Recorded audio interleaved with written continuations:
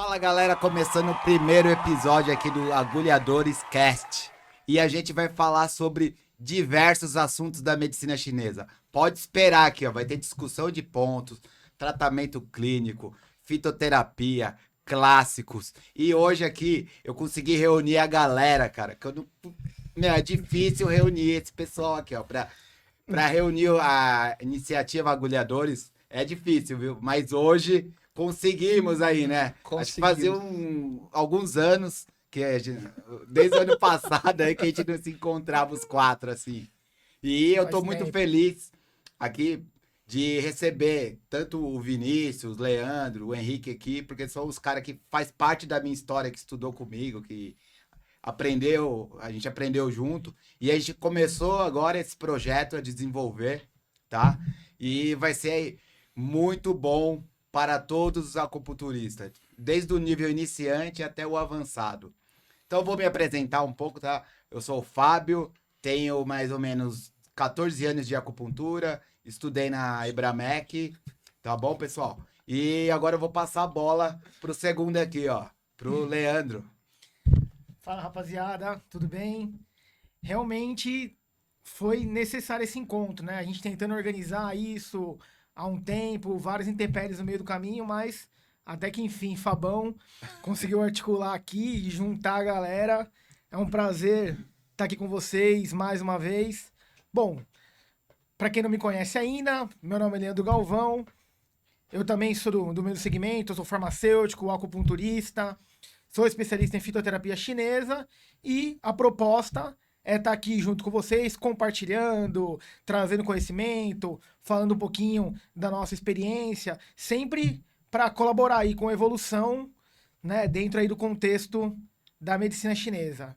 Então, é isso. Espero que esse projeto seja um projeto próspero, sustentável e que a gente consiga trazer bastante informação aí para compartilhar com a galera. Isso aí, galera. Agora, com certeza. outra aqui que teve o prazer também, que eu tive muito tempo com ele no ambulatório, meu parceiro hoje em dia aqui, que é o cara da acupuntura japonesa aí, ó. O Henrique. Se apresenta aí, Henrique.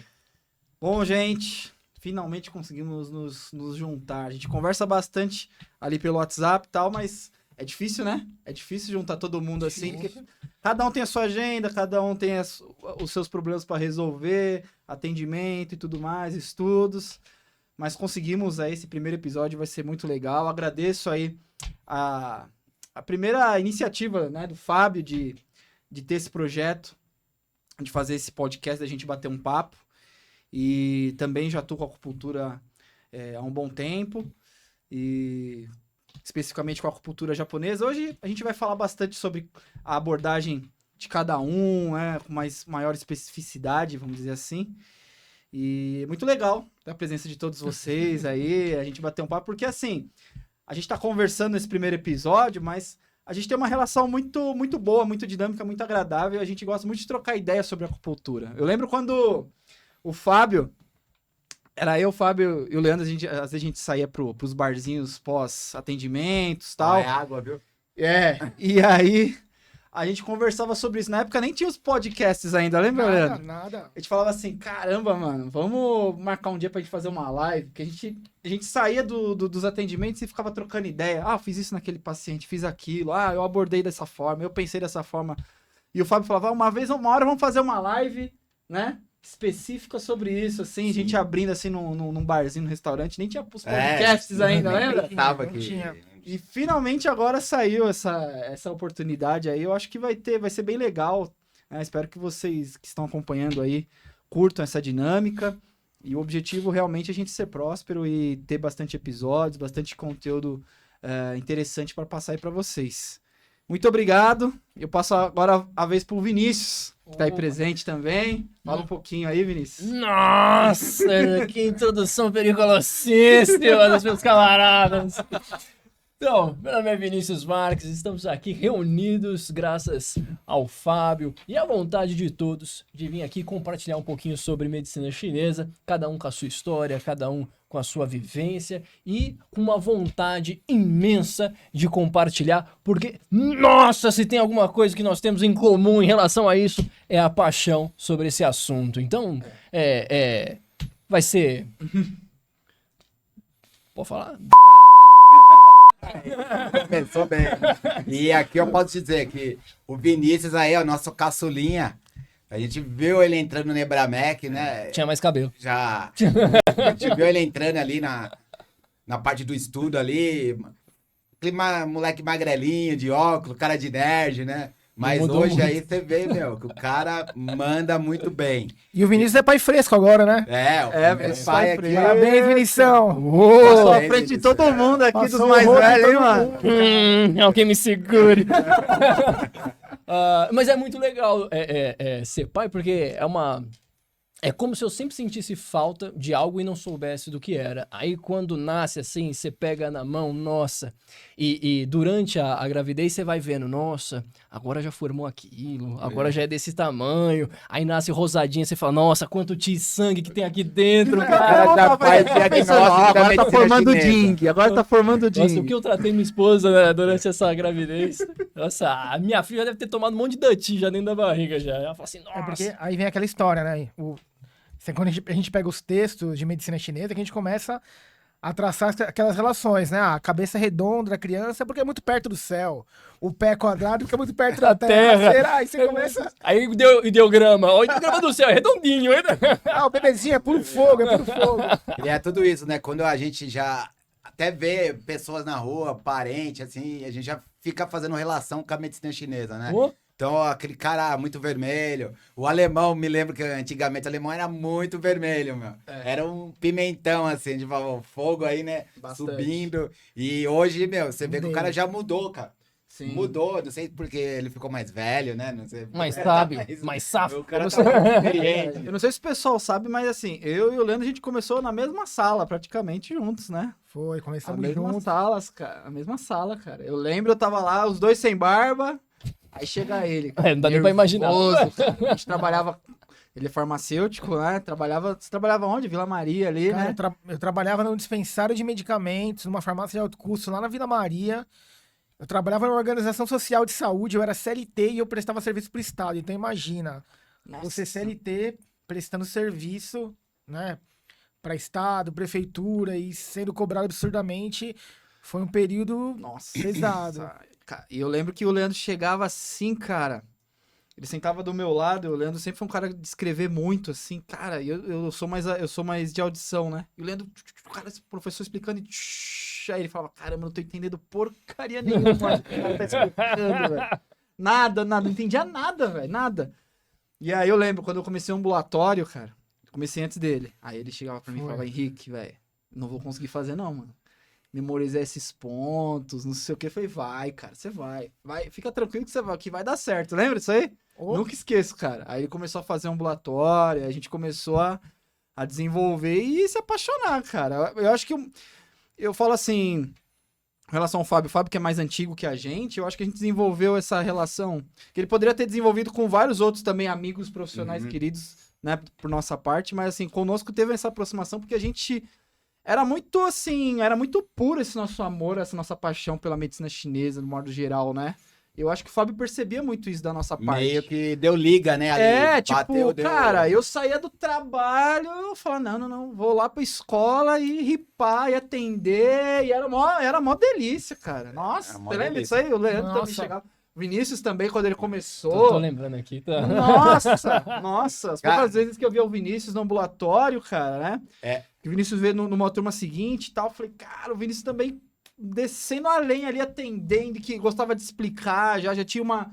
E esse aqui, ó, o Fabão já observando, né? Já observando, ó, esse aqui é prospecto, esse aqui é prospecto. Sempre olhando lá. O Fabão todo aquele jeito cara dele.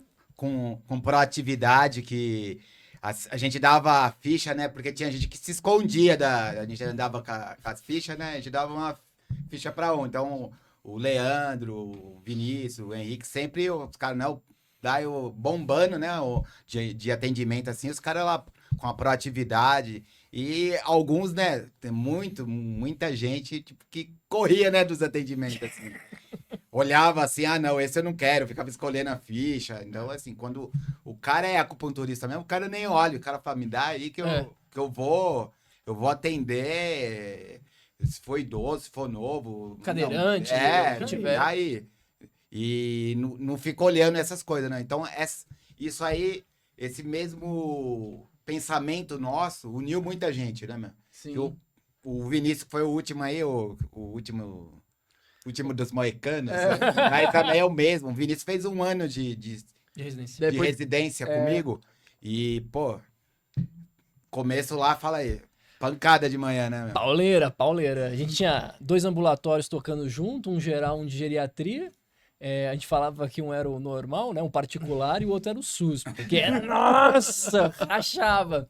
Isso quando eu não via umas emergências lá, o pessoal, gritando de dor no ambulatório. Uma vez eu cheguei, era umas 8h40, 8h50, já pra dar uma ajeitadinha no ambulatório, essas coisas assim. Aí entrou uma senhorinha, já falando uns 3, 4 palavrão, aprendi uns 2 novos, só com ela, de dor.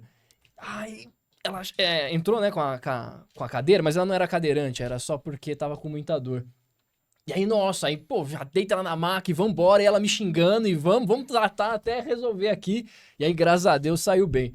Mas, putz, era muito emocionante, né? Quando, pô, era em torno de 45 pacientes em 3 horas. E desafiador, né? Pauleira. Caso que aparecia, assim, tudo que você atendia uma dor um paciente com dor nas costas e depois vinha um cara com esclerose múltipla. Tipo assim. E aquele negócio que não parava, né? Uhum. E sempre eu vi o Leandro também, sempre anotando as coisas. Você acha que o Leandro e o Vinícius foram os caras mais que anotam as coisas, a gente é mais auditivo. O Leandro aí, nossa, ele adora até hoje você gosta, né? Escrever, Anoto passar bastante. limpo, tanto é que nas próprias aulas que você ministra, você usa lá a sua lousinha, Demais. explicar os esquemas, né? Sim, Você se sim. encontrou naquilo ali, né, cara? Eu acho, nas minhas aulas até me inspiro, assim, eu falo, deixa eu riscar um pouquinho mais. O problema, cara, é que eu sou alto canhoto, cara, minha letra é horrorosa, cara. Também então sou é muito canhoto também. complicado. O Vinícius é canhoto também. Você é canhoto também? Sou canhoto Caramba, também. 3 canhotos? Olha só. Isso é essa eu muito não raro. sabia, Isso é cara. muito raro. 3 canhotos no lado do outro. Mas- O que a gente quer mostrar aqui, né? Que tem a gente se dá muito bem, mas cada um tem uma linha, cara. Uma linha de estudo, Sim. um jeito que estuda, um jeito... Um comportamento. um comportamento, né? Um depende do outro. Que vocês vão ver que o Leandro estuda de um jeito, eu estudo de outro, o Vinícius de outro, o Henrique de outro. Mas todo mundo, a hora que senta pra conversar, cada um aprende também, né? Sim. Com a experiência do outro mesmo. Sim, eu acho que o ambulatório, na prática que a gente fez supervisionada, posteriormente cada um com a sua prática particular, eu acho que trouxe foi isso, né? A gente ganhar mais a mão, né? Uhum. A forma de agulhamento, eu costumo sempre falar, né? Às vezes o problema não é o que fazer, mas o como você faz, né? Sim. O como, às vezes, acaba passando despercebido, né? Muitas vezes a gente vê, às vezes, aulas, vídeos, galera hoje com online e tudo mais, né? Ó, usa esse ponto e tal. Pô, é interessante, é legal, mas muitas vezes o como você está executando determinada técnica, ela não tá correspondendo, cara. Não vai dar Aí ia falar, pô, Vinícius, não tá... Aquela prescrição que você me passou não tá funcionando. Aí você fala, às vezes não é a prescrição, às vezes é como você tá utilizando, Sim. né? E eu acho que pra nós, com a nossa prática, aí a gente conseguiu... E ainda estamos, né? Buscando isso, né? Tipo, melhorar cada vez mais em termos de como fazer, né? Eu acho que isso é muito legal. O que a prática da supervisionada, o estágio, o ambulatório e posteriormente a prática clínica nossa trouxe, né, cara? Essa forma de enxergar o paciente e como proceder melhor com esse paciente que é diferente do outro paciente, que é diferente daquele outro paciente, né? E eu vou falar, esses caras fizeram as 500 horas e eles não pararam, não, eles continuaram. Sim. A gente é chato, né? Naquela época você tinha, né, mais acesso, assim, ao ambulatório, então, assim, tinha gente que chorava pra fazer 500 horas, era aquele negócio, quase tinha que pagar promessa, né, vou andar... Cara, eu Aí vou te não, falar, cara- fala aí, Leandro. Não, porque assim, fica até uma dica pra galera que tá estudando agora. Porque essa parte de experiência clínica, que é ofertada por esses ambulatórios escolas, esses ambulatórios sociais, isso é excelente, cara, porque na verdade isso é um divisor de águas. Porque você sai da formação com toda aquela base teórica construída e é o momento de você aplicar isso e experienciar de fato o que funciona parcialmente. Porque aí você vai adquirir experiência e bagagem clínica para você realizar os seus atendimentos depois, posteriormente. Então, assim, fica uma dica pro pessoal que tá aprendendo. Às vezes, você se submeter a 500, 600, 700 horas de estágio parece um negócio torturador. Passa assim. Passa sim, e é muito importante, cara. E depois, quando a gente começa a trabalhar com isso, a praticar no ambulatório, essa experiência, ela é essencial. Em alguns momentos, algumas coisas acabam até fazendo falta, né? Por exemplo, quando você... Pô, eu tinha um caso, sei lá, de esclerose lateral amiotrófica no ambulatório, mas eu não consegui vivenciar essa experiência, entendeu? A fundo, passou na mão de outro colega, pô, e agora eu tô tendo que lidar com isso. Né? Então é muito importante a participação nesses ambulatórios sociais, nesses ambulatórios de escolas, para ir adquirindo bagagem e experiência clínica. Isso Isso é é importante. importante demais. Principalmente, às vezes você pega uma emergência, o paciente desmaiou com acupuntura. Tem um monte de gente que já começa a se assustar. E aí, quem não tá na área da saúde, quem nunca atendeu, vai ver isso a primeira vez, vai ficar com medo. É normal. Sim. Aí você tá no ambulatório, você já vê como é que o professor vai agir. Então ia lá o Fabião, na maior santa paz, fica tranquilo, ele já ia olhar lá, vamos tirar as agulhas, já estimulava o VG26, vamos fazer uma mocha aqui e tal. A pessoa recobrava e ele tranquilo. Então aquilo te dava uma segurança, Sim. você saber, pô, eu tô no lugar certo, eu tô com as pessoas certas, não tem por que não desenvolver. Isso. Com E certeza, eu acho que cara. tem aluno de todo o Brasil aqui, né, acupunturista assistindo a gente. Cobre sua instituição pra fazer estágio, cara. Cobra. Exatamente. Você é propaganda, hein? Tô lançando. Vou fazer propaganda. Acho que eu vou aproveitar esse momento. Vou lançar um ambulatório. A partir de fevereiro, eu vou atender e terão 10 vagas para que alunos possam observar, tá? Os alunos não vão poder atender. Quem vai atender sou eu, tá? Vão observar. Depois que acabar o atendimento, a gente discute o que foi feito com o paciente, por que foi feita tal prescrição, poderia ser diferente, não poderia, enfim, e toda a discussão que complementa e que, né, ajuda a gente a crescer, tá? Trocar ideias e tudo isso. É muito legal essa iniciativa, cara, de ter... depois a gente ter praticado também, já atendido, e você conseguir agora administrar também um ambulatório. Eu sei que o Leandro também Acho tem que a o Leandro prática. tem. Tem O ambulatório. Leandro pelo- quiser falar também. Solta aí, senão vai cultura ficar meio que chato. escuta. Só eu falar. Não, o Leandro já tá há um tempo também já com ela, né? Sim, sim. Então, não. Já que a gente está entrando dentro do contexto, isso é tão importante que eu tento compartilhar essa experiência com os meus alunos. A gente tem um ambulatório social que ocorre às quintas-feiras, onde a gente direciona algumas agendas para alguns pacientes que não conseguem ter aderência ao tratamento, porque muitas vezes não é economicamente viável, algo do tipo, não consegue arcar com os custos. A gente abre um espaço, vincula esses atendimentos ao nosso trabalho de educação e a gente faz esse processo de monitoria. É bem parecido, provavelmente, com o que você faz. Eu faço os atendimentos, eu acompanho, a gente promove discussão sobre aqueles casos que a gente está atendendo, a gente estabelece parâmetros para avaliar a evolução do tratamento. Então é algo muito legal, porque o paciente ele consegue ter acesso a um tratamento de qualidade, ele consegue evoluir nesse processo e o aluno consegue aprendendo junto, né, e trocando as Os experiências. alunos já são acupunturistas que fazem Já o são seu, acupunturistas, formados. E o que você percebe, por exemplo, a gente tava falando até a diferença do que fazer e como fazer. Você vê no geral, uma carência mais no que fazer ou no como fazer? Ou em ambos? Como é que tá essa... Eu sei que como você já tem há mais de anos já essa monitoria, o Vinícius vai começar Isso, também, né? Mas até ajuda ele também isso, né? Cara, eu acho que é ambos. Ambos. O que fazer e como fazer. Eu acho que muitas vezes o aluno, ele sai da formação e ele tem muita dificuldade de como dar esse primeiro passo. Por mais que ele tenha uma certa experiência acumulada ao longo do estágio, ao longo das 250, 500 horas que ele fez lá, quando ele entra na realidade clínica e ele se vê numa situação onde ele tem que desenrolar sozinho todo o processo de diagnóstico, estabelecer um plano de tratamento e lidar com a expectativa do paciente, eu acho que isso é muito... Muita pressão. É muita pressão. Exato. Tem esse detalhe da pressão e gera uma ansiedade pro aluno e muitas vezes gera essa expectativa. Será que eu vou conduzir correto? Será que eu vou conseguir atingir o sucesso do tratamento? Então, eu acho que isso acaba gerando alguns entraves que a gente consegue quebrar nesse trabalho de monitoria. Legal. Né? Quando chega um paciente, a gente mostra para o aluno, fala, olha, para essa situação, a gente tem uma abordagem voltada nesse sentido, a gente conduz o diagnóstico dessa forma, a gente conduz desse jeito. Dentre os planos de tratamento, a gente sabe que o melhor se adequa é esse, eu já tive uma boa resposta com esse tipo de técnica, com esse tipo de recurso. E ele poder experienciar isso e ver evolução, isso traz uma evolução, né, pro profissional e ajuda bastante pro cara trilhar o próprio caminho depois, né? E conseguir conduzir isso sozinho. Eu queria colocar uma pergunta. Você acha que as pessoas que estão saindo com muita expectativa em questão de resultado? Por exemplo, pô, uma sessão, peraí, não curei a Sim, diabetes? sim, Né?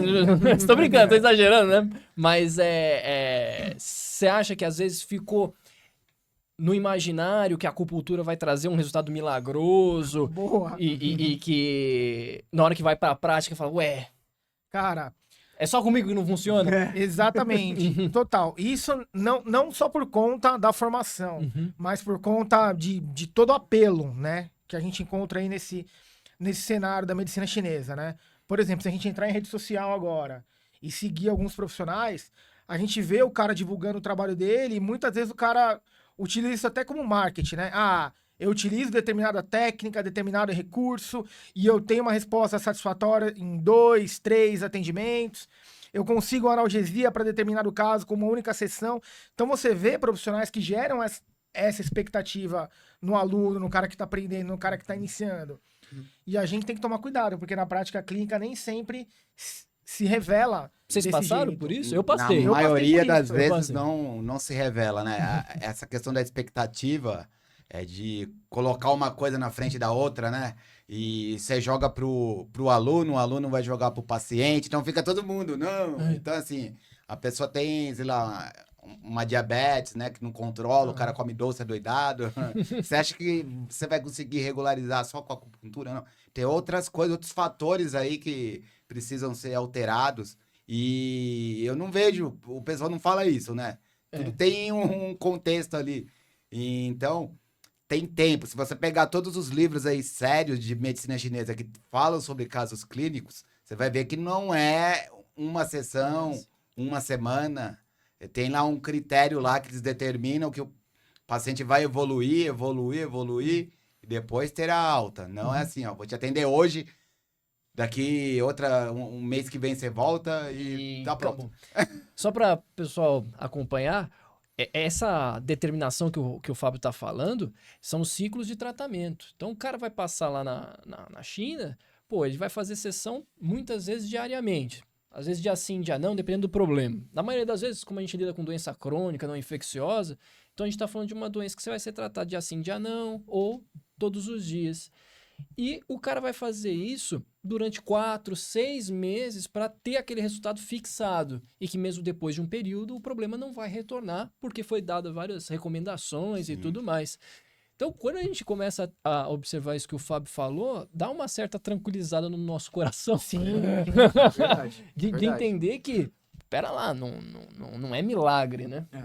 Um professor meu falava assim, que tinha... Ele fazia num gráfico, né? Em questão de sensibilidade do paciente. Ele falava, pacientes mais sensíveis, se você dá um estímulo muito forte, seja com muitos pontos de acupuntura, ou seja, um estímulo forte, pode ser que dê um over treatment, que ele fala em inglês, né? Um tratamento acima, overdose de tratamento. E aí a resposta dele, como você fez um tratamento muito rápido, muito, vamos dizer assim, mais intenso, a resposta dele acaba sendo dar um efeito rebote, né? Agora, se o paciente, ele coloca num gráfico, ele tem um limiar de sensibilidade um pouco maior, né? É aquele tipo de paciente que você faz vários pontos, às vezes você só de olhar pro paciente, ele já tá bom. Que é raro, mas acontece. A gente tá falando de um caso que é esse, né? De vários tratamentos, mas é raro, mas acontece do paciente, às vezes, um tratamento Fica bom. mas a gente tem que levar em consideração isso. É muitas vezes por conta da resposta do paciente natural dele. Né? Por exemplo, você vai tratar um cara, igual eu tenho pacientes meus com 15 anos de idade, jogador de futebol. Cara, A resposta. Você faz uma sessão, o cara já tá, né, em níveis de Sim. ti, de sangue. Vai lá no outra coisa. canal o problema também. Você entendeu? Faz uma manutenção a cada 2 semanas. Ao passo que você pega um paciente já de idade avançada, Uhum. que é o caso que muitos de nós temos, Sim. que é bem diferente o tempo de resposta. Então, é isso que o Vinícius pontuou, que o Fábio falou. A gente tem que saber diferenciar um caso para o outro e muitas vezes é a forma de tratamento mesmo que a gente precisa fazer. Posso jogar uma polêmica? 2, 3 Manda. sessões. Posso jogar? E essa coisa de síndrome ou padrão? Cara, E aí? Os padrões, Vocês usam? Abre o coração, hein? síndromes. Eu Olha só. falei que eu ia ser a pimenta Cara, aqui. aquela coisa, né? quem quer começar? Vai, O Fábio. diagnóstico da medicina chinesa, acho que não é só pela questão das síndromes, né? Então tem. Igual acabamos de falar, a questão do canal aqui. Se o cara machucou lá, tropeçou na pedra, machucou lá e é novo ainda. Pô, vai ter um problema mais alterado no local, no canal. O cara não vai ter uma deficiência do rim, do fígado, entendeu? Não. E essa questão, as síndromes, tem casos que eu uso para doenças mais crônicas. Tem casos que eu não levo tanto ao pé da letra, não, cara. Tá. Assim, não é tudo que eu. Pra questão ocular. Sim, É. eu vejo. Porque é uma questão já. Bom, uma coisa é você atender um paciente com conjuntivite. Outra coisa é você atender um paciente que vai com glaucoma e com a questão de uma retinose pigmentar. Então ali vai ter já a questão do fígado alterado, uma deficiência de essência. Então, nesses casos, eu pego a síndrome, mas não fico só na síndrome. Tá? Eu pego outra também, canais. Mas ali, a síndrome vai ser importante nesse caso. Tá. O Fábio trabalha com a Microacupuncture 48, né? Que é uma metodologia aí, né, já implementada por grandes especialistas em oftalmologia, principalmente fora, né, Fábio? Se puder falar um pouquinho. Essa metodologia trabalha com síndromes? Como que funciona isso? Você faz um compilado das duas técnicas? Cara, essa técnica é até interessante porque, assim, ela surgiu quando você até fala do remédio, que sabe, a história do Viagra, né? O Viagra, os caras estavam fazendo ele pra questão arterial, né? Pressão arterial, Hipertensão pulmonar. hipertensão pulmonar, É mesmo? Sabia não. e perceberam que ele funcionava Para aquelas coisas. pra levantar, Pra né? fazer neném. O que acontece com a microacupuntura, né? Assim, em 1980 tinha um acupunturista lá na Dinamarca que ele tratava pacientes com artrite e artrose. Então, pacientes geralmente que têm artrite e artrose são pacientes já idosos. Pacientes idosos, muitos têm problema. Catarata, degeneração macular, glaucoma, tem ali alterado a sua visão, né? E esse paciente, esse acupunturista, ele agulhava muito a palma da mão e a sola dos pés. Ele colocava lá pontos onde a pessoa tinha dor, alguma coisa. E com o tratamento, passava-se assim, alguns ciclos de sessões, né? 3, 2 meses. Os pacientes retornavam falando, ó, a dor ainda eu tô, mas parece que eu tô enxergando melhor, voltei a dirigir, porque até a questão da degeneração macular, a pessoa vai ter a visão central comprometida.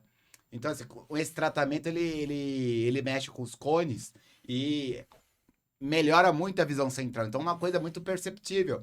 Então, a pessoa fala, não, eu tô melhorando, eu não enxergava o rosto da minha esposa direito, e agora eu tô enxergando. Aí ele começou a estudar essa técnica. E funciona muito bem para as questões oftalmológicas, assim, de doenças de retina, de cristalina ajuda, mas uma questão de conjuntivite, ceratite, isso aí não adianta. Tá, mas nessa técnica tem síndrome? Bom, o Dr. Andy Rosenfarb, ele trabalha com um pouco de síndromes, tá? Ele não se orienta somente com a síndrome, mas ele vê Também. porque o fígado tá muito associado, cara. O fígado, ele tá muito associado com o olho, né? E ele trabalha muito com a questão do interior e exterior. Então, assim, a manifestação, a raiz é no fígado, mas a manifestação é no canal da vesícula. Então, tem muito dessas coisas. Só pra comparar um pouco o clássico, ele também vai associar rim ou não? Sim. Sim. Para entender, pessoal, Tem o... Só pra falar, é que a essência se derrama nos olhos, então Sim. foi por essa pergunta. Se a gente pegar a questão dos olhos, tem gente que já perguntou pra mim, mas a acupuntura trata o pessoal como um todo, tá? Mas se você pegar o olho, você vai começar a dividir ele como um todo também. Então, assim, lógico que tem a teoria das 5 rodas aí, mas tem outras teorias mais aprofundadas que o fundo do olho mesmo, eles vão dividir por 3 aquecedores. Então, a córnea, que é uma coisa mais superficial, vai estar relacionada com o pulmão. O cristalino vai estar relacionado com o baço. E a questão que a retina, que é lá no fundo do olho, do aquecedor inferior, vai estar relacionado com o rim. Então aí a gente. E o fígado como um todo, o olho ali. Tudo que afetar o olho vai estar. Fígado e vesícula vai estar ali no meio. E é muito legal os resultados são impressionantes. Posso Assim, pode, lógico. perguntar, e a técnica de agulhamento? É atribuído tonificação e dispersão? Ou é outro tipo de técnica, manipulações de agulha, Não. tipos de agulha, que eu já sei que você usa outros tipos? Não, por ser aí, é uma acupuntura até um pouco diferente, né? Porque a gente coloca a agulha, mas não estimula essa aí. Mas ele, como eu falei, o Dr. Andy Rosenfarb, ele trabalha muito com a acupuntura também, a acupuntura tradicional, a acupuntura da medicina chinesa. Então ele fala, ó, se o fígado tá em excesso ali, dá uma dispersada no fígado, vê se a vesícula como é que tá. O VB37, que é um ponto aí principal, ele fala, ó, agulha ele para cima em direção aos olhos e sempre tonificando. Se a pessoa tem uma deficiência, tem um frio ali, ele fala, ó, usa moxa no VB37. Então, assim, tem esse contexto. É uma coisa que você vai. Agregando. Você vai pegando seu conhecimento e você vai trabalhando. Muito legal, muito legal. Caramba. Quando você começou a mergulhar isso aí lá no ambulatório, o que mais te chamou a atenção em relação às técnicas de agulhamento ou a parte de diagnóstico, os resultados? O que te brilhou os olhos para chegar nessa parte de oftalmologia? E que dica que você dá para quem quer Sim, seguir essa essa parte de. Ó, uma dica que eu dou pra você que tá estudando acupuntura aí, lógico que você vai trabalhar como um todo, tudo você vai trabalhar como um todo, aquela conversa lá, mas se especifica em alguma área, cara. Se especifica assim, em uma área, pega uma área e, meu, estuda, você vai ver que você vai desenvolver muito bem, tá? O que aconteceu? A literatura aqui de acupuntura oftalmológica no Brasil, tem um livro de um francês escrito em 1986, 86 mais ou menos. E você vê esse livro que eu tenho, ele é da edição de 88 e você não acha mais ele. E é um livro até bom, tá? Para algumas coisas assim, mas não tem muito aprofundamento. Então, quando chegava lá no ambulatório, um paciente com glaucoma, um paciente com degeneração macular, e eu não conhecia essas técnicas que eu conheço hoje, o que a gente ia ficar? A gente ia ficar lá no VB20, ia ficar no VB37, alguma coisa do fígado, mas não é só isso, pessoal. Tem mais coisa para se aprofundar aí. O canal da bexiga mesmo, o canal da bexiga nasce nos olhos, né? O TA termina nos olhos. Então, assim, o da vesícula começa nos olhos. Então, tudo isso a gente tem que entender, os canais aí, o canal do fígado mesmo. O principal, ele não vai no olho, mas o canal interno, ele dá uma volta aqui no olho, ó. Então, se você não se aprofundar nessas coisas de canais, você não vai conseguir tratar. Isso não só essa patologia, acho que tudo. Ele também usa os vasos extraordinários, o Yin e o Yang Xiaomai, ou você vê que ele tende a deixar isso mais de lado e mais os principais? Depende Da patologia. Depende da patologia. Se a pessoa tem uma deficiência de Yang, tá? Se a pessoa tem uma deficiência de Yang, é muito usado o Yang Xiaomai, o B62 com o B2. Ou, se a pessoa tem uma deficiência de Yin, olho seco mesmo, tem a síndrome, né, de olho seco, a gente trabalha o Yin Xiaomai. Porque você pega o canal aí, eu falo de novo, pessoal. Revisem aí o canal aí, ó, o Yin Xiaomai, tá? Pega o R6 lá, do R6 você vai ver que tem uma conexão com o B2. Então você tá levando o Yin para os olhos. Quando você coloca o R6, aí você pode complementar o quê? Com o baço 6, que é os 3 Yins da perna, e pega um outro ponto pro olho lá. Isso aí é um esqueminha mais ou menos básico.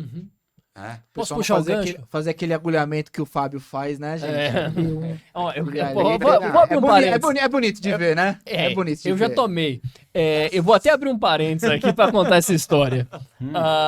O Fabião falou assim, foi logo quando ele tava aprendendo, pra você ver como eu sou amigo. É. Aí ele falou assim, tu aprendeu umas técnicas de oftalmo, posso usar em você? Eu falei, claro, manda bala, né? Vai que eu volto a enxergar. Né? Já economiza aí, caramba. Aí beleza. Vamos fazer um teste? Aí botou um papel com umas letras aqui pra eu falar, pra cá, pra lá, pra cima, pra baixo. Aí sem óculos, óbvio, não enxergava nada. Aí ele fez técnicas de transfixação em todo o contorno do meu olho. Todo o contorno do olho. E aí ele fazia piada pra mim, e aí eu ia abrindo, fechando o olho assim, eu sentia as agulhas fazer isso aqui, ó. Olha que delícia.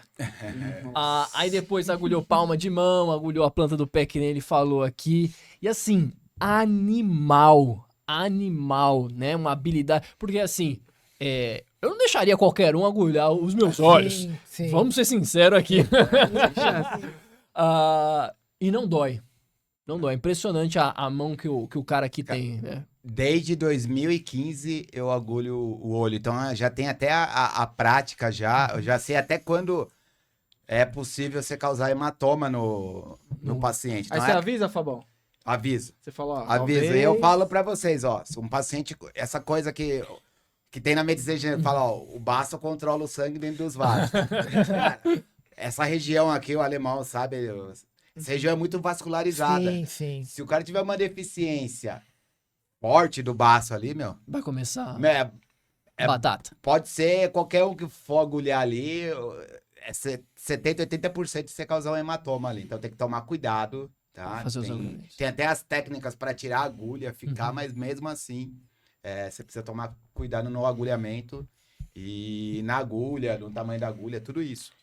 Ô, Fábio, o que eu acho interessante nesse contexto de oftalmologia, que para algumas doenças, como por exemplo retinose pigmentar, algumas patologias, a medicina ocidental ela encontra um limite, né? O paciente ele submete a uma série de tratamentos, né?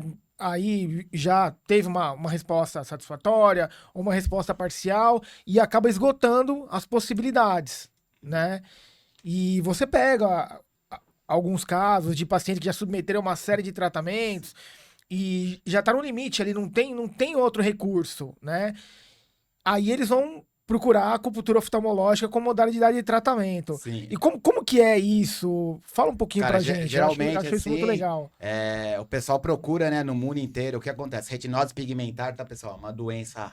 Assim, ela é rara, mas em torno de 100 mil brasileiros tem retinose pigmentar hoje. Então, mas é considerado uma doença rara porque somos 230 milhões, né, de pessoas. Assim, a retinose pigmentar é uma doença hereditária que começa a dar os primeiros sinais ali com 10 anos e começa a progredir, a pegar mesmo com 18, 20, mais ou menos ali, mas ela tem pessoas que começam a apresentar sinais e sintomas depois dos 30, mas a faixa mais ou menos é na parte da adolescência. Então ela vai começar a tropeçar nas coisas à noite, vai começar a bater, cair, não vai ver escada e vai no oftalmologista primeiro, vai indicar um óculos, vai no oftalmologista, aí vai colocar o óculos lá, não vai ter melhora e como a piora ela é progressiva aos poucos, porque não é de uma vez, demora também para o oftalmologista chegar no diagnóstico de retinose pigmentar. Então o paciente ele vai perdendo ali. E o que essa doença faz? Ela vai matando. A gente tem células fotorreceptoras na retina, tá? Células fotorreceptoras que são os cones e os bastonetes. A gente tem cerca de 175 milhões de bastonetes e os cones são 9 ou 11 milhões, assim, mais ou menos. Os cones ficam na mácula, principalmente na mácula, e os bastonetes toda na questão periférica da retina. Então, quando a pessoa perdeu a visão periférica, os bastonetes estão comprometidos. A pessoa tá com a visão central comprometida, é os cones, tá? E assim, a retinose pigmentar hoje tem vários estudos de célula-tronco, terapia genética, mas ainda está na fase dos estudos. Se um paciente procura um oftalmologista diagnosticado com retinose pigmentar, o máximo que o médico vai poder falar é dar algum suplemento de luteína, alguma coisa de vitamina A, e vai falar, ó, vamos fazer o teste genético e aguardar o que a gente pode fazer. E o paciente vai perdendo aí os cones e os bastonetes. Com essa técnica, o que acontece? Quando você coloca lá as agulhas, principalmente na palma da mão e na sola do pé, pode ser, é um pouco dolorido, mas não tem outra opção, tá? Não tem outra opção. O que vai acontecer? É como que essa técnica acordasse os cones e os bastonetes. Então lá, os cones e os bastonetes estão morrendo. Essa técnica vai lá e dá um chacoalhão. Dá uma sobrevida, né? Uma sobrevida. Então a pessoa consegue melhorar, principalmente a visão periférica, que tem aí cerca de 150 milhões de bastonetes, né? E quando a pessoa tem um problema na visão central, também melhora também as cores, percepção das cores, mas ela trabalha muito bem para a visão periférica. E a gente vê, aí tem muitos pacientes me procuram, tem comprovação científica? Não tem ainda, né? Não tem como a gente fazer um estudo. Aqui no Brasil, acho que sou o único doido que faço fui atrás disso aí. Mas a gente vê melhor. Mas os fatos são os fatos. Contra Sim. fatos. Vê melhora. Contra Tem fatos um não é argumento. Sim, são os Há uma pacientes. evidência, há uma evidência. É os pacientes que me relatam. O paciente, eu falo assim, o paciente é a sua evidência, né? Isso. Sim. Então, quem quiser seguir na acupuntura oftalmológica, é muito legal, mas é desafiante, porque vou colocar até vocês na roda aqui, porque tem outras doenças que afetam os olhos, que também pegam outra parte do corpo, igual eu vou puxar aqui. Doença reumatológica. Espondilite anquilosante, tá? 50% a 60% dos pacientes vão ter problema no olho, com uveíte. Mas antes da uveíte, vai afetar o quê? O sacro cóccix. Até o alemão pode falar um pouquinho de doenças autoimunes aí, medicina chinesa pra gente. Porque assim, você vai ter manifestações articulares e manifestações extras articulares, né? E a artrite reumatoide é muito comum o paciente evoluir com um problema oftalmológico, espondilite anquilosante também, quer dizer, o processo inflamatório ele não se limita somente às articulações.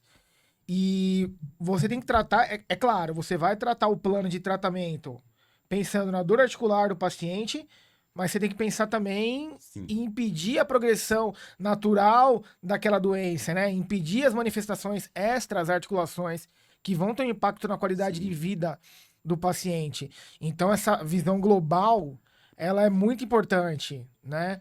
Porque você faz o manejo da dor, mas ao mesmo tempo o paciente ele tem o risco de evoluir com processo de nefrite, com processo de uveíte, e é importante a gente fazer a gestão disso. Distúrbios respiratórios. Infecção intestinal, de biose. Então, assim, é toda a parte. E essas doenças autoimunes, né, a gente vê, tem muito paciente que piora quando ele para. Ele fala. Exato. À noite, o cara não consegue dormir. Até o Vinícius aí, tem a questão de síndrome B piorando, né? Aí a questão do paciente.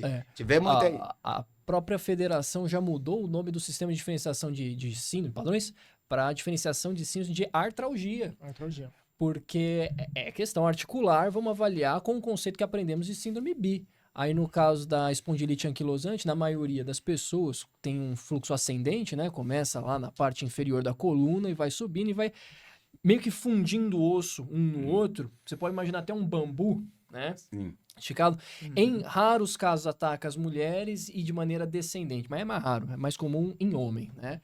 E como vai limitando, imagina só, eu tô com dor aqui. Aí eu vou mudar minha posição, porque de repente assim, não dói. Aí calcifica aqui. Cara, imagina o sofrimento dessas pessoas. Então, e aí uma coisa vai puxando a outra. Se eu tô assim, como que eu vou fazer a expansão completa da respiração? Não vou, já vai dificultando. Então, aí na medicina chinesa, claro, a gente entende que tá tudo ligado. Aí você tem um processo de um bloqueio, tudo que fica parado por muito tempo gera calor. O calor ele vai aumentando em grau e ele tem uma função ascendente, pode atingir os olhos, pode atingir outras áreas, enfim. É problema.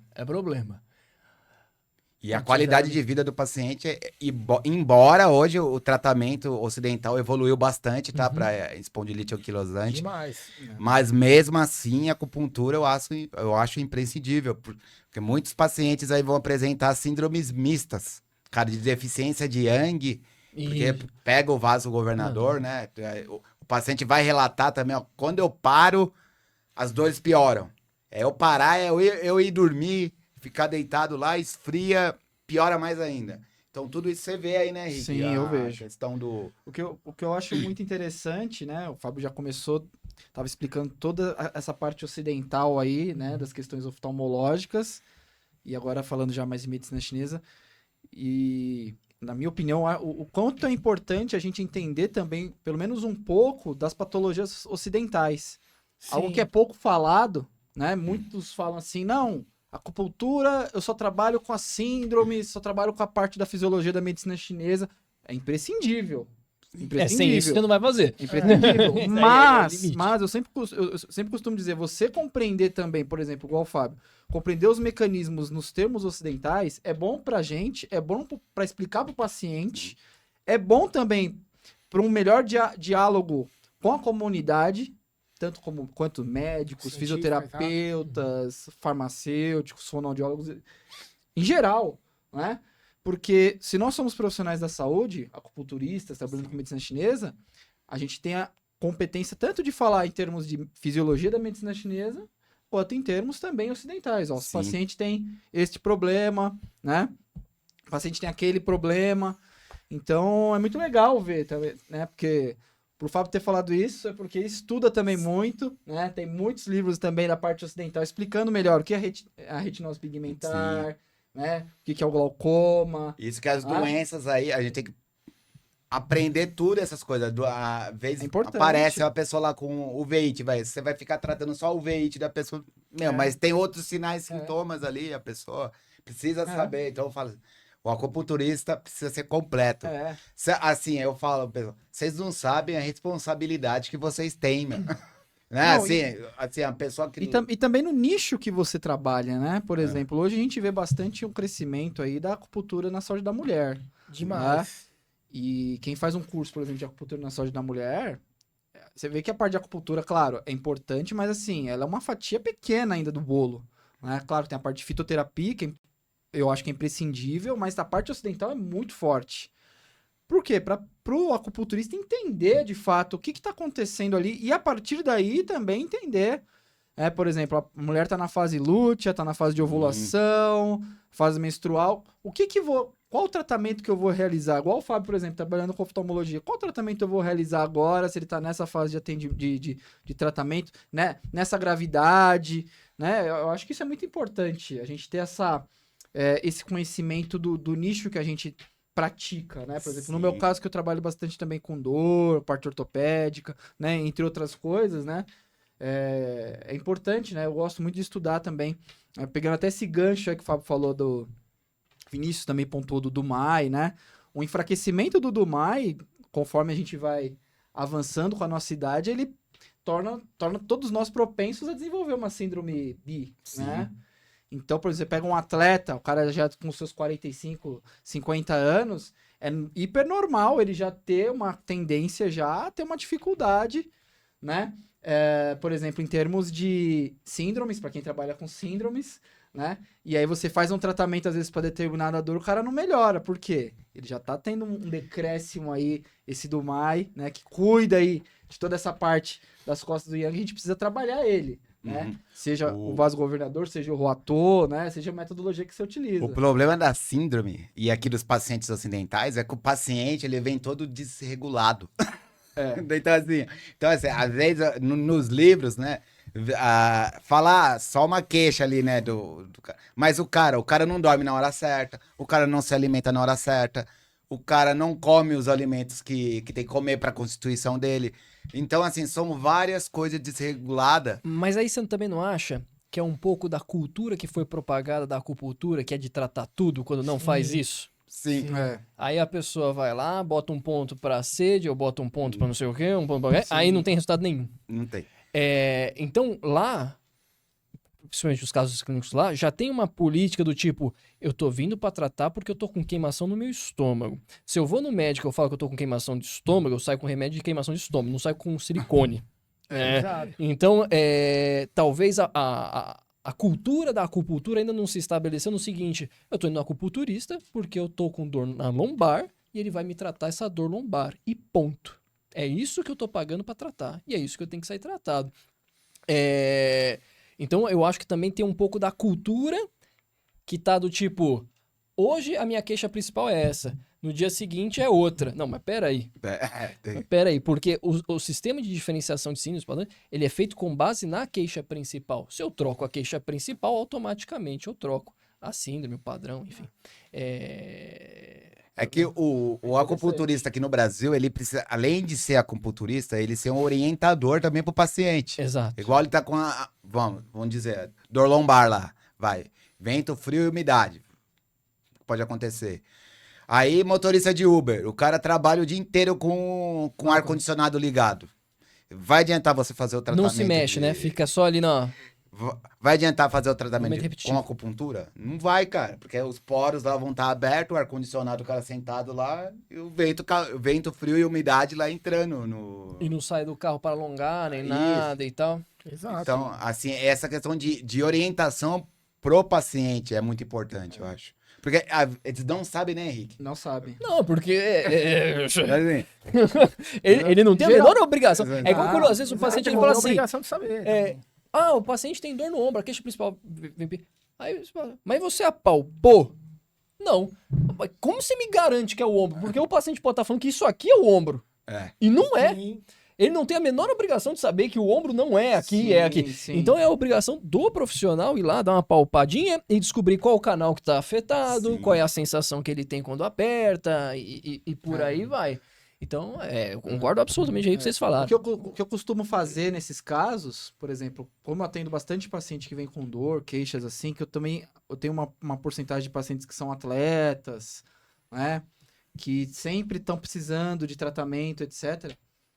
E também, claro, pacientes assim que são mais crônicos, eu costumo fazer o tratamento direto primeiro. Por exemplo, é ombro, vamos tratar esse ombro, tratamos, tal.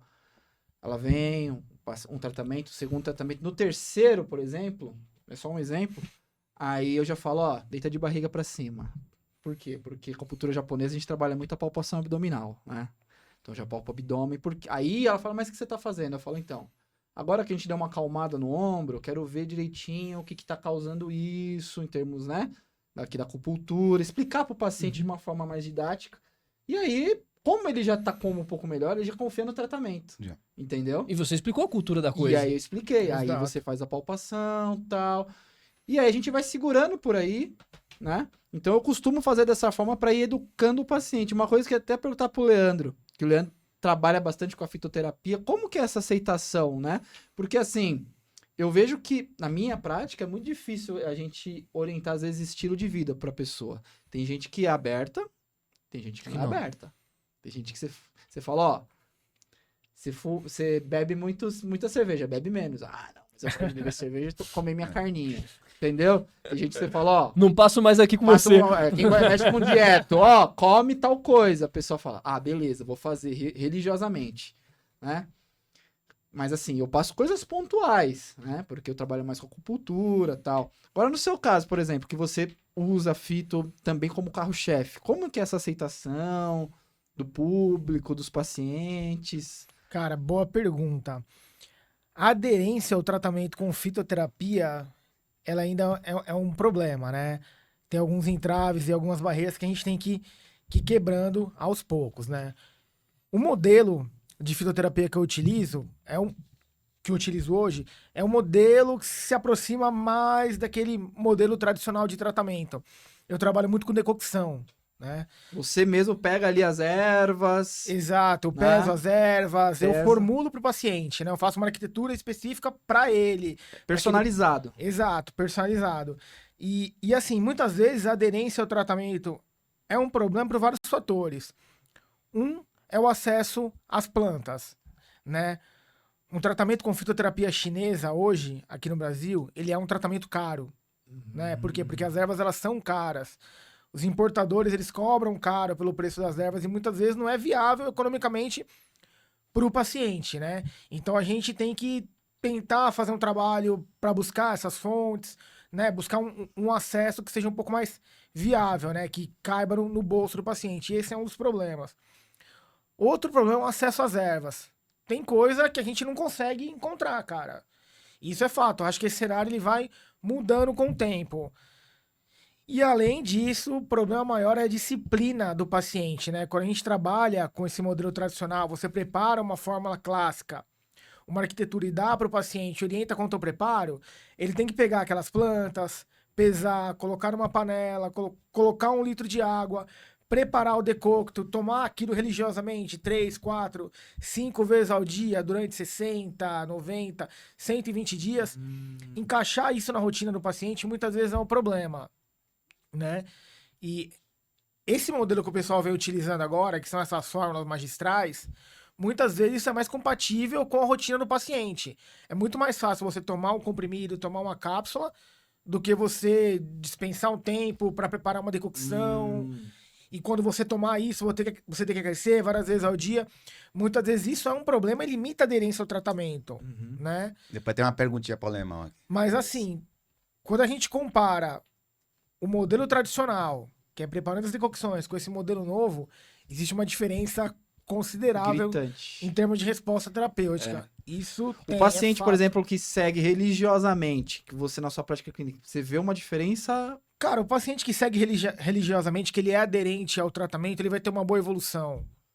Que legal. Né? Porque ele é aderente, ele vai seguir aquela conduta, ele vai adotar aquelas intervenções dietéticas, ele vai fazer uso daquela planta, ele vai mudar o estilo de vida, isso é fato.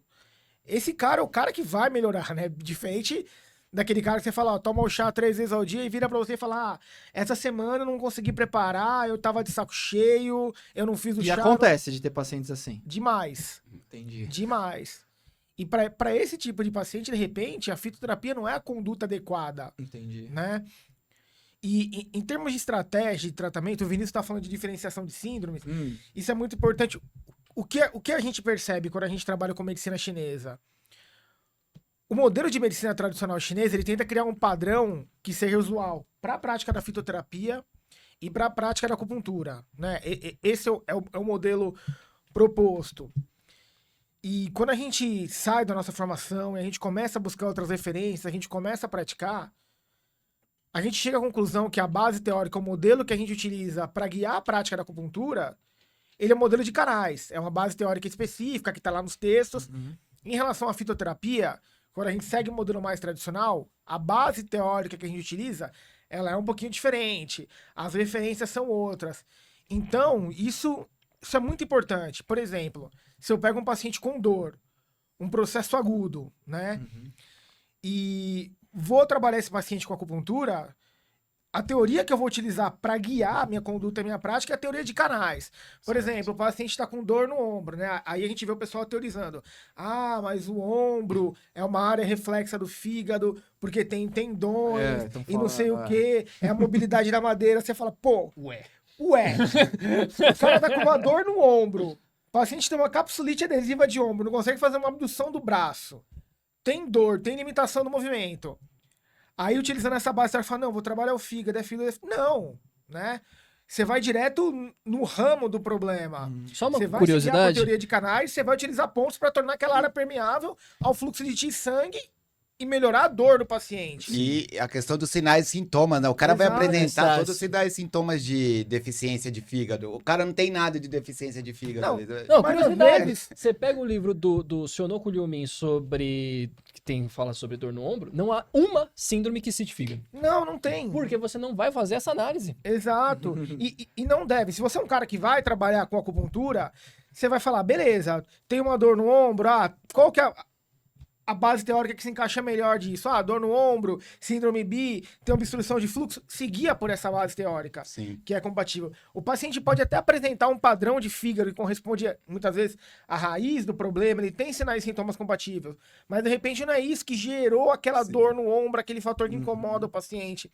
Às vezes você fica lá com aquela masturbação mental, vou colocar pontos de fígado, F2, F3, bexiga 18, o paciente não tem uma boa resposta. Você vai lá, coloca G14, G15, o paciente responde bem, né? De repente, já você pensar... Era muito mais óbvio. Você vai lá com E30, Era muito mais óbvio. E38 lá. Exato. Ah, é um padrão de fígado. Vou pensar numa prescrição de fígado, né? Vou pensar numa combinação de Chai-Hu e Huan-Qin. Não adianta, porque muitas vezes a dor, ela tá relacionada a outro fator. Tem um padrão de fígado envolvido? Tem. Mas a dor pontualmente está relacionada a uma obstrução de fluxo, a uma contração interna de vento frio. E eu tenho que utilizar o recurso compatível. Se guiar ali com o que tá apresentando no local. Primeiro, conhecer que vocês estavam comentando, conhecer a fisiologia. Exato. Por que o ombro não dói? Porque tem sangue suficiente e livre fluxo. Exato. Se tá doendo, é porque alguma dessas coisas foi comprometida. Agora a pergunta é, por que foi, né? Então, é porque entrou um fator patogênico, prejudicou o livre fluxo, está faltando e sangue ali, né? E, claro, explodir...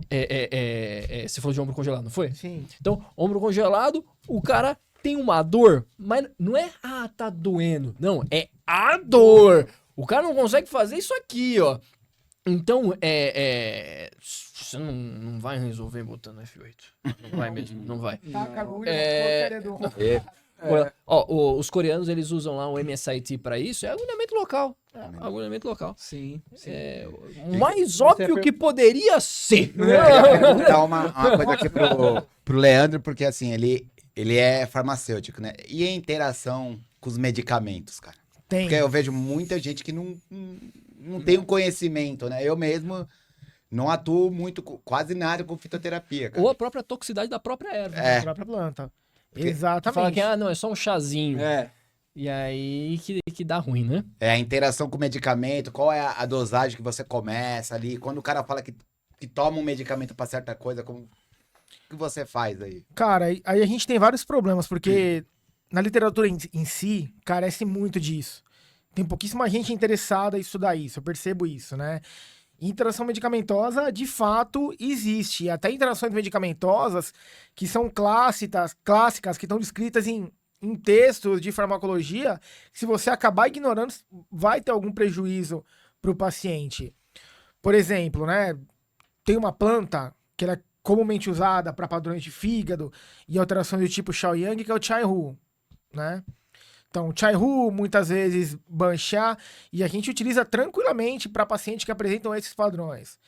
Agora, em contrapartida, se é um paciente que apresenta um processo de hepatite viral, por exemplo, uma hepatite C, né, tem alguns estudos que mostram que Banxia e Chai-Hu, eles promovem a apoptose de células infectadas pelo vírus C. A gente tem isso na literatura. E muitas vezes o pessoal que está prescrevendo não prevê isso. Então imagina, você prescrever uma planta dessa no meio de um processo de tratamento de um paciente que tem uma situação compatível, né, uma hepatite C, uma hepatite B, você vai piorar o quadro do paciente. É a mesma coisa que prescrever diurético. Os diuréticos da medicina chinesa, eles são plantas extremamente seguras. Fulin, Julin, Zexê, e está presente aí em várias fórmulas. Só que se você prescrever isso para um paciente que faz uso de diurético de alça, por exemplo, o paciente ele vai ter prejuízo de nível de potássio, ele pode ter algumas reações desagradáveis por conta disso.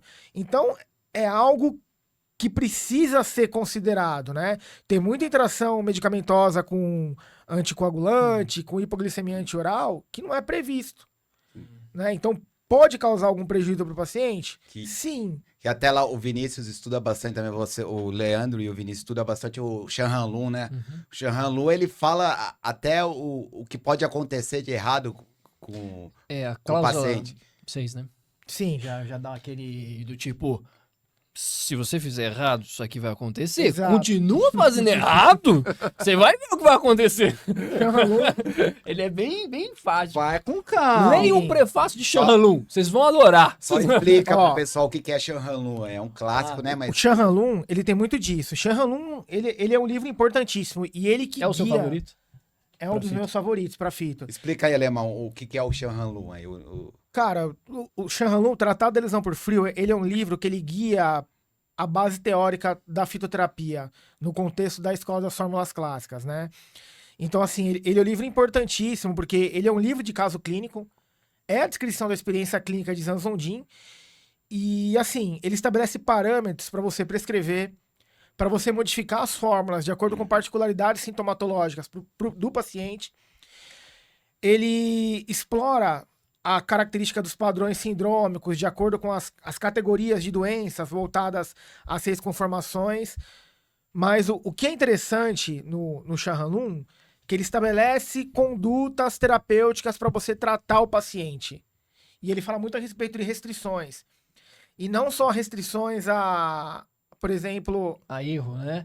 Ele fala muito, por exemplo, de restrições aos recursos que eram utilizados na época. Por exemplo, tem restrições ao uso do álcool, tem restrições à aplicação da técnica de calor, Coisa gordurosa. coisa gordurosa, tem muito disso, né? Então, por exemplo, o Zanzondin, ele é muito prático na obra dele. Tem algumas cláusulas que falam a respeito à restrição a técnicas de fogo. Por exemplo, o paciente tem uma situação de Shanhan, né? No sentido amplo, que é a contração externa de fator patogênico.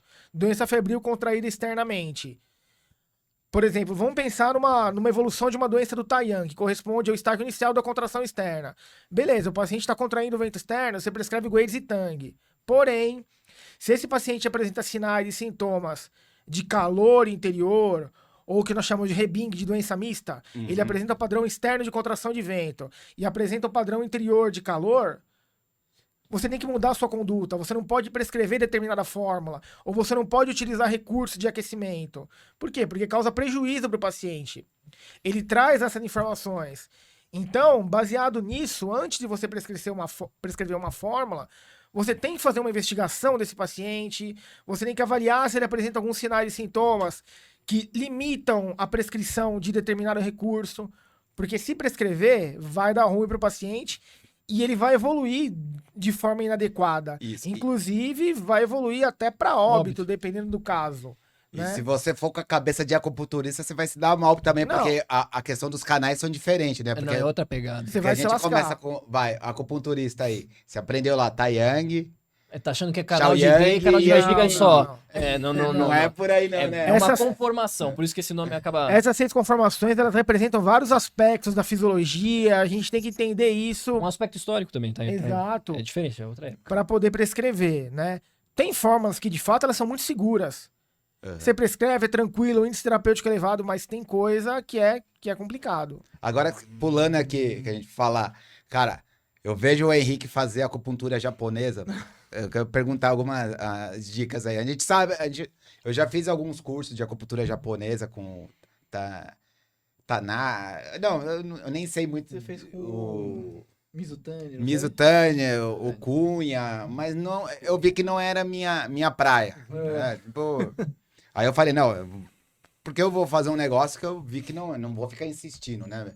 foi? Uhum, E o Henrique, cara, ele consegue fazer aquelas mocha fucaia, aquelas mochinha, e vai uma atrás da outra. E o agulhamento não dói, o agulhamento é indolor. É. E o pessoal fala que um dos princípios da acupuntura japonesa é que ela trabalha a partir do Eiti, né? Explica um pouquinho pra gente aí, Cara, a acupuntura japonesa é uma coisa assim. Cara, é muito apaixonante. Porque a gente entra num aspecto que eu particularmente, né? Fazer minha culpa aqui, né? Eu acho muito diferente da medicina, da acupuntura chinesa. Vou falar medicina chinesa porque a acupuntura japonesa, é importante que vocês entendam, né? Quem tá acompanhando. A acupuntura japonesa, ela tem base na medicina chinesa. Não tem outra coisa diferente. É yin yang, é 5 movimentos. Até síndromes também. Tem linhas de acupuntura japonesa que utilizam síndromes. Porque muitas vezes as pessoas acham assim, não, a acupuntura japonesa é uma coisa completamente diferente. Eu não consigo entender, é muito Você agulha com cabo. delicado. Você agulha com cabo, é totalmente muito diferente. delicado. E existe também um certo, vamos dizer assim, uma coisa meio caricata de quem trabalha com acupuntura japonesa, que tem que ser mais zen e tal, que é aplicação e não sei o quê. Nossa. E fica uma coisa É meia... verdade. Não é? E não é bem assim. Não é bem assim. O Vinícius, que é do meio marcial, o Leandro também já treinou, sabe muito bem, porra. Você treina arte Kung Fu, Karatê e tal, pô, você não vai andar de kimono, você não vai andar de Ifu, né, Vinícius? Eu era esse cara. O Vinícius é o Bruce Leroy, hein? É o Bruce Leroy, o último dragão. Eu sempre desconfio dos caras de kimono. Cara. Você entendeu? Não, mas era esse muitas cara. pessoas chegam pra mim falando assim, Henrique, eu não faço acupuntura japonesa, que eu acho que é uma coisa assim, muito acima, a sensibilidade tem que ser muito grande e tal. E muitos profissionais acabam transparecendo isso e acabam que os alunos que querem aprender sentem certa aversão. Falam, não, vou ficar na acupuntura chinesa, que eu já sei o raciocínio, eu sei que é um pouco mais protocolar, infelizmente, né? Porque a pessoa não se aprofundou nos estudos, né? Vinícius sabe muito bem disso, né? No seu grupo de estudos é isso, né? A galera quer saber a combinação dos pontos, né? Olha, Né, Leandro? Também, né? Graças a Deus, eu vou vou É. puxar o saco do meu grupo. Ah, Graças a Deus. Tá, é porque você torce a orelha do pessoal, né, Vinícius? Não, passa, sei lá, 3, 4 encontros, O pessoal já tá... Já entendeu tá que- escolado. É verdade. que é diferente. Mas no geral, a gente sabe muito bem que não é assim, É. né? Né, A gente no sabe geral, que não. no geral não é assim. Então, na acupuntura japonesa, o que acontece? Eu comecei a praticar justamente, primeiro, por eu não gostar de ser agulhado, né? E, putz, eu também não queria fazer agulhamentos muito fortes, né? E grande parte das pessoas que procuram a acupuntura japonesa é por causa disso. Uhum. Eu não gosto de promover muito Dati. teti, o Choque. paciente fica meio assim, eu fico nervoso, fico nervosa, tal. Mas isso é só um aspecto da acupuntura japonesa, né? É só um aspecto. Porque, cara, você remonta ali a parte histórica, né? O Japão, em determinado momento, o que acontece? Ele migrou tudo, trouxe tudo da China. Pegou idioma, pegou a religião, e a medicina, né? Uhum. Medicina, né? Veio através de um monge, né? Tem toda uma história aí. E trouxeram os clássicos. E em determinado momento da história, fechou-se essa comunicação. O Japão fechou, não vamos mais conversar com China, nem nada. E nesse tempo passou muitos anos, centenas de anos. Uhum. Agora você imagina, cara, você não tem mais comunicação com a China. Você tem seus clássicos lá. O cara olhava tal coisa, falava, pô, o cara pegava lá o Linshu, né? Que é um dos livros lá do Imperador Amarelo, né? Capítulo 1, pô, tem 9 agulhas. Essa agulha aqui, ela serve pra tal coisa, ela tem a ponta mais redonda, não sei o que. Meio que ele desenhava, pô, parecia essa caneta aqui, ó, com a ponta redonda. Então isso aqui é a agulha, né? Ou seja, ele pegava da cabeça dele. Então o cara ia fazendo e tal. Tanto é que se você pega as 9 agulhas antigas, aquela mala bonita, você vê, tem várias diferenças, né, entre uma e outra. Com as agulhas filiformes, as agulhas com a ponta redonda, tem agulhas mais grossas. Espada e O tal. cara foi criando, né? Isso é só uma parte. Agora sim, a acupuntura ela foi evoluindo lá no Japão, né? Por quê? Era um outro clima, era um outro tipo de trabalho, né? Era um outro tipo de pessoa que vivia, outro tipo de cultura, né? Mas assim, ainda era técnicas chinesas. Agulhamento, imagina a agulha daquela época como é que era, grossa, né? O agulhamento sem o mandril, que é o agulhamento típico chinês. Até que, há mais ou menos 400 anos atrás, um cara chamado Washi Sugiyama, que era deficiente visual, tinha muita dificuldade de fazer o agulhamento chinês. Poxa, imagina, o cara de olho fechado, cara, com uma agulha aqui, ó, de olho fechado. Como é que ele ia saber quando ia tocar na pele do cara? Ó, eu aqui não sei a pele do Fábio, ó. Pô, cheguei na pele. Não ia saber, nunca, né? Então tinha essa dificuldade. Então o que acontece? Tem toda uma história, eu digo mais folclórica, que ele tropeçou num bambu, e a partir desse bambu ele desenvolveu o mandril. É legal, né? É legal. Eu gosto dessa História história, né? Ele desenvolveu o bambu, a partir do bambu, ele foi fazer uma oração num monge, tem toda aquela história bonita, né? Sempre tem que ter um monge. Sempre tem um monge, sempre. E aí ele desenvolveu o mandril, o tubugi ou shinkan, que a gente fala em japonês, que a galera gosta de também utilizar os termos japoneses pra mostrar que é diferente, né? Não, que isso aqui é o shinkan. Você fala, cara, o que é shinkan? Shinkan é o mandril, cara. Não, o cara tá com problema no coxi. O que é coxi? Coxi é lombar, entendeu? O pessoal fala coxi. Nossa, cara, tem coxi, hein? Que O que coxinha. será que é, hein? Tá... Né? Não. Joguei no Google. Então, assim, Voltando à história, ele foi considerado o pai da acupuntura japonesa porque muitos deficientes visuais começaram a praticar, né, a técnica com o mandril, né, tiveram essa facilidade. E a própria massoterapia, a massagem também veio junto, né, os deficientes visuais faziam a massagem e começaram a trabalhar com a acupuntura. E determinada época também parou de ser praticado a acupuntura, vamos dizer assim, clássica, baseada nos clássicos. Os alemães chegaram no Japão e falaram, isso aí é tudo balela, o negócio é o seguinte, anatomia, é dissecar o corpo, verificar a musculatura, nervos, então tem livros aí, né, antigos, aonde a acupuntura era basicamente estimulação nervosa, a parte muscular, e foi se esquecendo a parte clássica. E aí, em 1900, no começo, né, 1905 mais ou menos, houve um revival aí dos clássicos. Um grupo de acupunturistas, né, começaram falando, vamos estudar de novo os clássicos, pegar os clássicos lá, ver o que acontece, como que são os padrões, os síndromes e tal, e começaram a novamente trabalhar com essa técnica, né, porém, utilizando já o agulhamento japonês, né, com agulhas mais finas, o estímulo mais superficial, mas baseado nos clássicos, principalmente no Nanjing, né? E o que hoje é chamado de acupuntura clássica japonesa ou terapia de meridianos, aonde trabalha esses padrões, né? Então, lá tem padrões de rim, de baço, de pulmão, né? Vários outros padrões, né? Baseados também na acupuntura chinesa.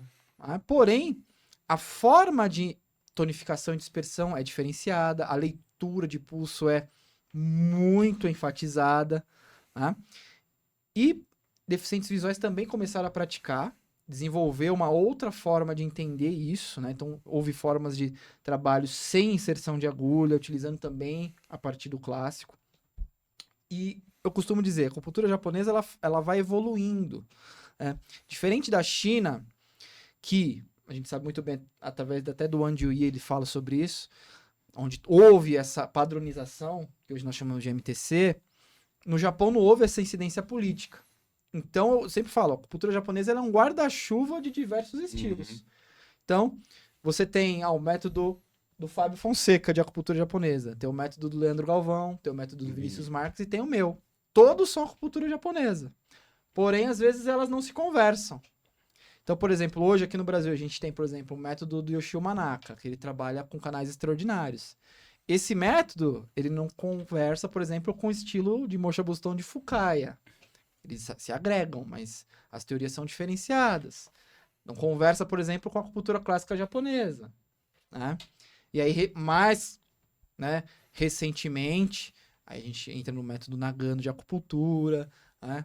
O método aqui com Matsumoto de acupuntura, onde eles já começam a tentar traçar algumas coisas com relação à medicina ocidental, que também, apesar de ter a base na medicina chinesa, não conversa tão diretamente com os clássicos, né? Porque ele costuma associar, por exemplo, uma tensão no esternocleidomastoide, a gente pode associar, talvez, com o sistema nervoso autônomo. E por que isso? Porque a gente tem uma ramificação nervosa, o nervo cranial número 11, que inerva o esternocleidomastoide. Então, quando a gente fica estressado, né, a gente costuma tensionar essa região. Então, você pega pacientes com doenças neurológicas, por exemplo, fortes, aqui sempre vai estar tenso, duro, grudado. Então, qual que é o nosso objetivo? Relaxar essa região, né? Então, essas correspondências que o Nagano fez, né, trouxe um status para ele de lobo solitário. Ele não trocava ideia com nenhuma sociedade, porque o Japão sempre gosta de fazer os grupinhos, né? Sempre gosta de fazer. E ele não, ele falou, não, eu tenho as minhas ideias, ele foi aprendendo sozinho, né? Também deficiente visual. Então, gente, a acupuntura japonesa trabalha assim, tanto utilizando aproximações mais ocidentais quanto aproximações mais orientais. O que eu gosto muito da acupuntura japonesa, diferente da acupuntura chinesa, esse aspecto, vamos dizer assim, mais artístico, né? O professor PH, nosso grande amigo, né, já falecido, ele sempre falava isso, eu gosto muito dessa questão da arte, eu vejo muita arte na acupuntura japonesa, né? Apesar de ter a sua eficiência, tanto a japonesa quanto a chinesa, eu vejo um aspecto mais artístico na acupuntura japonesa em termos de como eu vou direcionar melhor esse chi sangue, o que eu vou trabalhar aqui? Como eu vou separar, por exemplo, um tratamento raiz de um tratamento ramo? Eles são muito sistemáticos nisso, sabe? Não há essa mistura, igual o Vinícius pontuou até no início. Ó, uma dor aqui, põe ponto aqui, uma dor ali, põe ponto aqui, o cara tem um pouquinho de gastrite, põe ponto ali. Não. A raiz, a síndrome inicial, por exemplo, vamos dizer assim, é uma deficiência, sei lá, indo rim. Vamos trabalhar isso como raiz. Qual é o tratamento ramo? É dor de cabeça. Então, vamos utilizar pontos específicos para dor de cabeça. O que é? É Shaoyang, né? É outro tipo. Trabalhamos esses pontos. Então, eu fui me apaixonando porque eu gostava dessa questão de ter essa coisa mais sistemática, essa abordagem mais sistemática de trabalho, né? E também essas aproximações com a anatomia também, que a acupuntura japonesa tem isso, né? Outras metodologias têm isso, né? Vocês até pontuaram sobre a dor no ombro, né? Algo que eu também tinha dificuldade em tratar, né? Porque o pessoal vem assim, né, da escola, dor no ombro, 3 agulhas no ombro, tá tudo certo, né? E eu ia lá, agulhava IG15, agulhava até a 14 e nada acontecia. Por quê? Porque eu não sabia diferenciar a dor no ombro.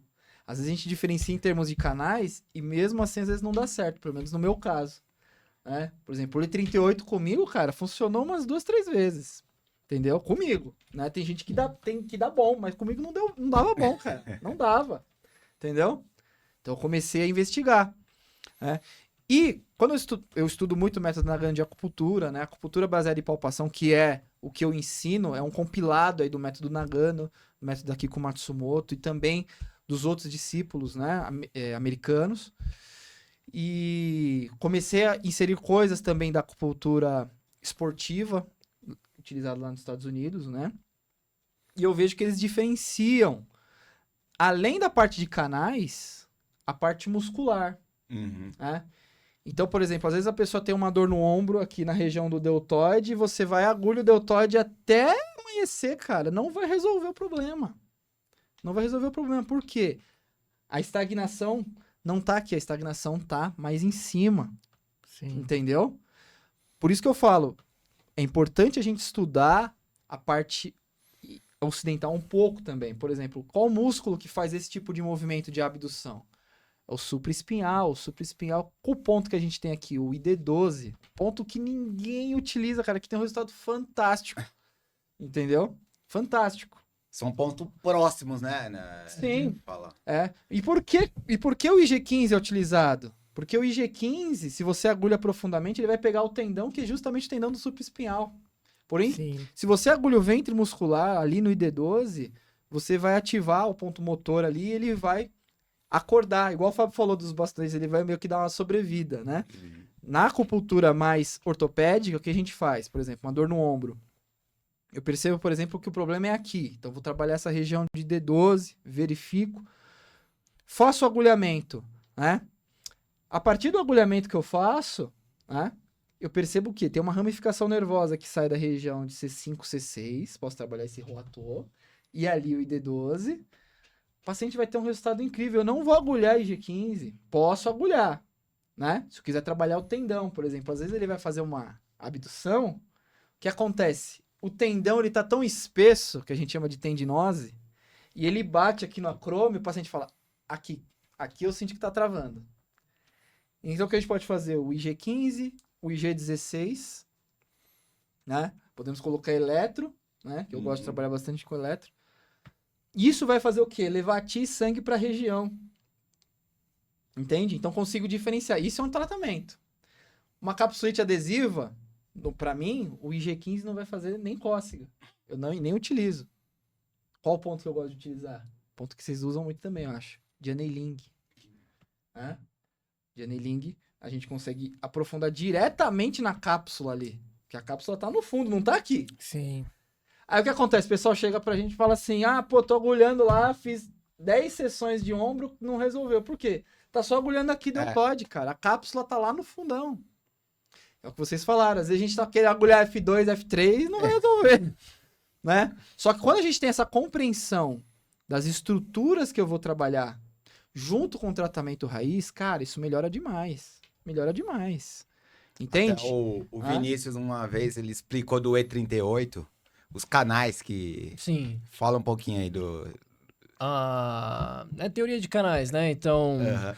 se é o canal do intestino grosso que está passando por aqui, o que está mais próximo a ele em relação ao alto e baixo seria o canal do estômago. Então, o Yamin é do braço, né? Da mão, e o Yamin do pé. Só que no Dial eles falam para você aprofundar o E38 até o bexiga 57. Por quê? Porque aí você vai ter a conexão, porque você vai atravessar o canal da vesícula, Shaoyan do pé, Shaoyan da mão, e aí vem TA. E aí depois você alcança o canal da bexiga, Taiyan do pé, Taiyan da mão. Então você vai acabar pegando toda essa parte posterior aqui. E como você tem as conexões especiais em Yang, então você acaba pegando a outra parte também. Fizeram um estudo comparando o E38 com estímulo 20 minutos de estímulo direto mexendo o braço, né? Com a técnica MSIT para ombro. A MSIT ainda foi mais efetiva. Tá? Aí, mas você é basicamente o que? Né? Só, você pode até falar mais que você entende mais, né? Mas é o tratamento com movimento, Com né? movimento. Sim. E é muito semelhante esse tratamento que a gente faz na acupuntura. A única diferença, por exemplo, em vez de eu fazer o movimento, que eu já tratei também, deu muito resultado, eu prefiro utilizar eletro e deixar o paciente Paciente quietinho. paradinho. Mas, de fato, o que você tá fazendo? Uhum. A eletroacupuntura, na minha visão, tá levando Qi sangue para a região. No caso do MSIT? MSIT é o quê? É o movimento que faz levar o Qi sangue para a região. Entende? Então, eu acho que é muito mais eficiente, mas sabendo separar. Isso que a acupuntura japonesa tem de legal. O tratamento raiz é isso. Então, o paciente deita de barriga para cima, eu faço o primeiro tratamento, ele vira de lado, por exemplo, faço tratamento de ombro, sempre. Entende? Então, eu trabalho dessa forma. Ou com a moxa bustão japonesa, como o Fábio bem pontuou, né? Também, moxa no cabo da agulha, se não usa eletro, né? A gente chama de Kyutoshin. Também, por quê? Tá frio na região? Vamos aquecer, vamos levar sangue, vamos levar Qi, então, moxa no cabo da agulha, né? Então, são essas formas. E é isso, gente. É muito semelhante com a acupuntura chinesa, fundamentação é a a fundamentação, né? O que muda é a forma de estímulo, é a forma, por exemplo, que eu vou tonificar, que eu vou dispersar, né? Em alguns igual casos eu trabalho sem tonificação e dispersão, trabalho de uma outra maneira, mas o quê? Tendo feedback no abdômen, eu tendo feedback em outras partes do corpo, porém esse feedback, na minha opinião, é uma movimentação de Qi, né? Eu acho que se chegasse um paciente com dor no ombro agora aqui e a gente fosse atender sem um ver o outro, acho que todos os atendimentos iam ser um pouco diferentes. Ah, com certeza. Mas a fundamentação ia Seria ser muito parecida. parecida. É a isso aí fundamentação é que... muito parecida. Cara, isso eu acho muito louco, porque assim, você tá falando de acupuntura japonesa, terapia de meridianos. Cara, quando a gente pensa em acupuntura, essas técnicas, essas vertentes que são muitas vezes consideradas como sistemas superiores, eles se apoiam majoritariamente em teoria de canais, Sim. que é o que deveria guiar a prática da acupuntura. Aí uma coisa que me deixa muito intrigado, aí até uma crítica ao nosso modelo de formação, porque o nosso modelo de formação em acupuntura, né, dentro do MTC, ele valoriza muito mais outros conceitos, como, por exemplo, teoria de órgãos e vísceras, e teoria de canais, ela acaba sendo negligenciada muitas vezes porque acaba ficando em segundo plano. Já perceberam isso? A gente não tem uma profundidade tão grande em canais na nossa E formação. a gente tem muitos canais aí, porque tem canal tendino muscular, canal de conexão. Quando você fala que o canal... canal Lua tem que o canal principal tem uma ramificação no Lua que vai para outro lugar, tem gente já que se surpreende. É sério?